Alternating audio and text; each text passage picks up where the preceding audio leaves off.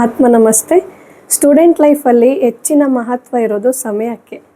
ಶಾಲೆಯ ಸಮಯವನ್ನು ಹೊರತುಪಡಿಸಿ ಉಳಿದ ಸಮಯವನ್ನು ಅವರು ಹಿಂದುಳಿದಿರುವ ವಿಷಯಗಳನ್ನು ಸರಿದೂಗಿಸಲು ಅಥವಾ ನ್ಯೂ ಸ್ಕಿಲ್ ಕಲಿಯಲು ಬಳಸಿಕೊಳ್ಬೋದು. ಅದೇ ಜಾಣರ ಲಕ್ಷಣ.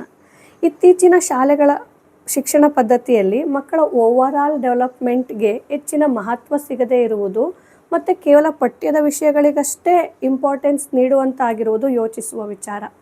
ಎಜುಕೇಷನ್ ಈಗ ಕಾಂಪಿಟೇಷನ್ ಹಂತವನ್ನು ತಲುಪಿರುವ ಕಾರಣ ಮಕ್ಕಳ ಇಂಟ್ರೆಸ್ಟ್ಗಳಲ್ಲೂ ವ್ಯತ್ಯಾಸ ನೋಡ್ತಾ ಇದ್ದೀವಿ. ಖುಷಿಯ ವಿಚಾರವೆಂದರೆ ಆಕ್ಟಿವಿಟೀಸ್ ಜೊತೆಗೆ ಸಬ್ಜೆಕ್ಟ್ಗಳನ್ನು ಕಲಿಯೋದ್ರಿಂದ, ಅಂದರೆ ಎಂಟರ್ಟೈನ್ಮೆಂಟ್ ಜೊತೆಗೆ ಎಜುಕೇಷನ್ ಕಲಿಯೋದ್ರಿಂದ, ಎಜುಟೈನ್ಮೆಂಟ್ ಆಗೋದ್ರಿಂದ ಎಲ್ಲ ವಿಷಯಗಳನ್ನು ಇಷ್ಟಪಟ್ಟು ಕಲಿಯಲು ಸಹಾಯವಾಗುತ್ತೆ. ಸ್ವಂತ ಆಸಕ್ತಿಯಿಂದಲೇ ಸ್ವಾಭಾವಿಕವಾಗಿ ಕಲಿಯೋದ್ರಿಂದ ನೆನಪಿನಲ್ಲೂ ಸಹ ಉಳಿಯುತ್ತೆ. ಇವೆಲ್ಲವುಗಳು ಸಮ್ಮರ್ ಕ್ಯಾಂಪ್ನಿಂದ ಸಾಧ್ಯ ಆಗುತ್ತೆ.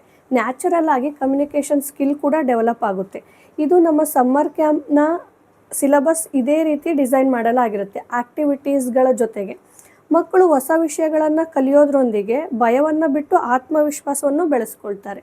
ಮೊದಲು ಕಲಿತ ವಿಷಯಗಳನ್ನು ಮರೆಯದೆ ಅದರೊಂದಿಗೆ ಮುಂದಿನ ಹಂತಕ್ಕೆ ಕಲಿಯೋದಕ್ಕೆ ಸಹಾಯ ಕೂಡ ಆಗುತ್ತೆ. ಬೇರೆ ಬೇರೆ ಮಕ್ಕಳೊಂದಿಗೆ ಬೆರೆಯೋದ್ರಿಂದ social skill, communication skill develop ಆಗುತ್ತೆ. ನಮ್ಮ ಯೋಗ ಮತ್ತು ಸಬ್ಜೆಕ್ಟ್ ಆಕ್ಟಿವಿಟೀಸ್ಗಳಿಂದ ಮೆಂಟಲಿ, ಫಿಸಿಕಲಿ ಆ್ಯಕ್ಟಿವ್ ಆಗ್ತಾರೆ. ಸಮ್ಮರ್ ಕ್ಯಾಂಪ್ನಲ್ಲಿ ಮಕ್ಕಳು ಇನ್ವಾಲ್ವ್ ಆಗೋದ್ರಿಂದ ಮೊಬೈಲು, ಟಿವಿ, ವಿಡಿಯೋ ಗೇಮ್ಗಳಿಂದ ದೂರ ಕೂಡ ಇರ್ಬೋದು.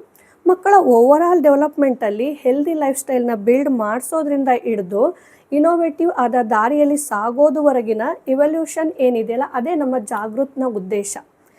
Use this opportunity with full of pleasure. Hari Om.